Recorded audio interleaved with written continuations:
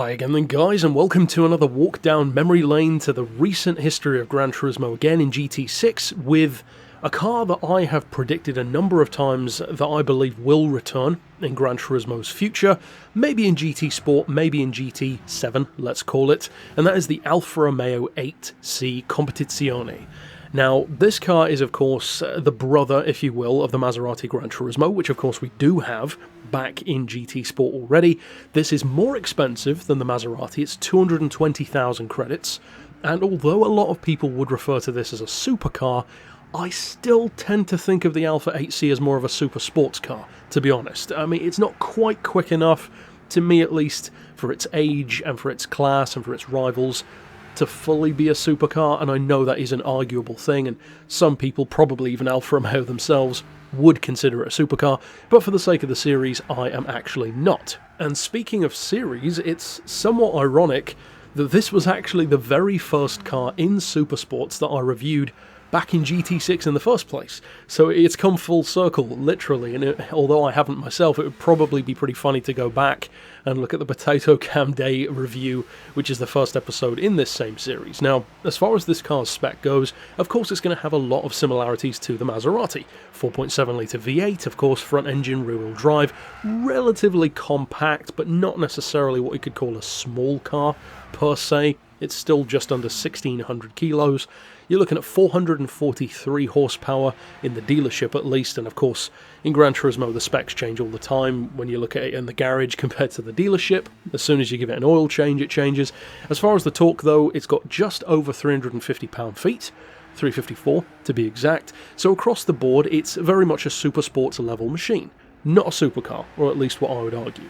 But even though I am unequivocally more of a Maserati man than an Alfa man, for sure, an Alfa male, I guess you could say, I would say that there are certain advantages to the Alfa Romeo over the Maserati, and that might surprise you. Now, the price is the biggest disadvantage. It is very expensive. 220,000 credits is a whole lot of money for a car like this, especially when you think that really in this same kind of category, you've got stuff like Nissan GTRs, Corvette Z06s, if not ZR1s arguably, Vipers, SRT10 at least, if not the ACR. There are a ton of really competitive cars in this category, but on the good side of things, compared to, yet again, that Maserati Gran Turismo in particular, the weight is actually very good, especially when you compare it to the Gran Turismo. That car is pretty heavy, to say the least. This, at 1,585 kilos, is actually not bad at all for a luxury or semi-luxury GT-style machine which has no hardcore track-only variant, which to this day kind of surprises me actually. It would have been cool to have like an 8C GTA, if you will, but there is no version like that for this, and yet 1585 is not bad. That's similar to some Lambos, similar to something like a Corvette or a Viper, heavier than some, lighter than others, but again I would say it's pretty well placed, and it kind of needs to be, because it doesn't have the biggest, most bombastic engine to work with, certainly doesn't have a ridiculous amount of power. 443 is actually kind of modest for this kind of exotic, but it's what it can do with that, because in real life, of course, it's very fast. In the game, it's a car which I always found people didn't give enough credit to, and probably not too surprisingly, the Maserati fell into that exact same category. You would very rarely see people using the Maserati or this Alfa Romeo in any kind of online lobby where it was based around the performance class of the car. And it's understandable why some people wouldn't. They're not the fastest in a straight line. I believe this Maserati, or this Alfa Romeo I should say, struggled to pass, I think it was about 240 miles an hour under its own power. Likewise with the Maserati, it wasn't that much quicker if at all. So even in terms of top speed, GT6 is notorious for having cars with stupidly high top speeds, and yet these were still fairly modest even on that front, with loads of power, like up around 700.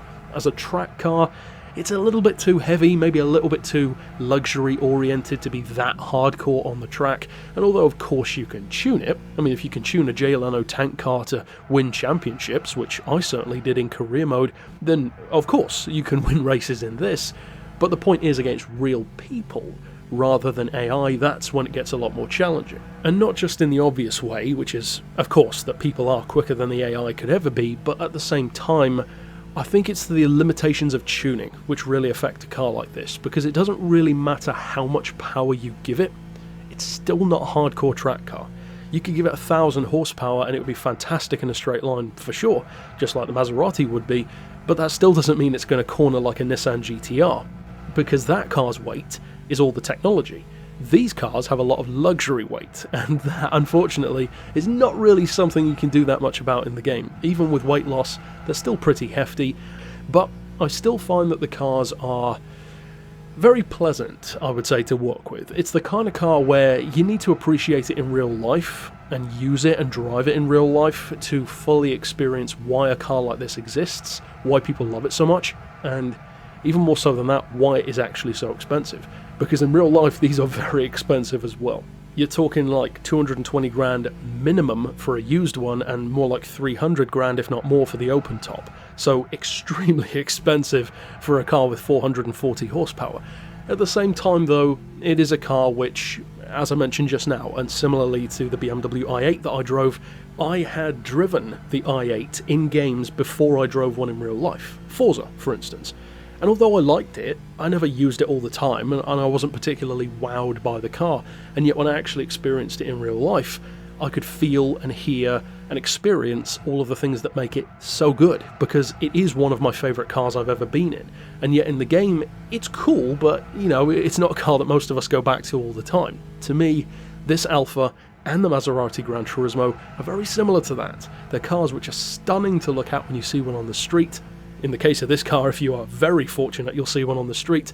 Even more fortunate to be a passenger in one or to drive it yourself, and that is when you'll fully appreciate just why people love a car like this so much. In the game, well, not so much. At the same time though, the Maserati is way better in GT Sport than it ever was in GT6. In fact, I have shocked people in public lobbies by how quick it is. And when you scale that principle up to a car like this, which is already lighter to begin with and more nimble through corners, well, I would actually say that the Alfa Romeo as well has a lot more potential in the N-Class system now than it would have in the performance points of GT6. But that's it for my thoughts. Tell me down below what your thoughts on the Alfa 8CR, and of course stick around on the channel for more looks back into Gran Turismo 6 at cars which have at least some chance of returning in the franchise. But for now, as always, thanks for watching.